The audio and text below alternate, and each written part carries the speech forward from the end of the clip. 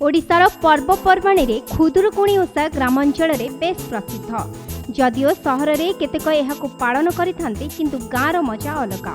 विशेषकर बालिका माने ही ओषा को निष्ठार सहित पालन करिथांती। एही व्रत रे बालिका माने देवी मंगला को आराधना करिथांती। एही व्रत पालन कले भाई मानकर मंगल होइथाय बोली विश्वास रहिछि। मंगलांकु एही व्रत रे खुदुरुकुणी बा खुद रंकुणी भाव रे पूजा करा जायथाय। कथावस्तु आधार रे सात भाईर भौणी तपई को आदर देवा बदल रे भाउज माने कथन देइथिले।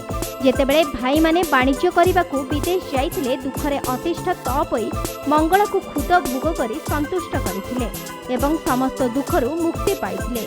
भाद्रव मास 5 रविवार एही ओषा पालन करा जायथाय।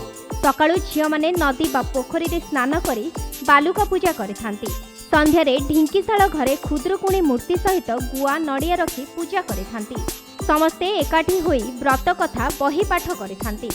जाजपुर जिलार सुकिंदागढ़ तथा आखपाख अंचल रे खुदुरुकुणी ओषा महा आडंबर रे पालित होई जाइछि।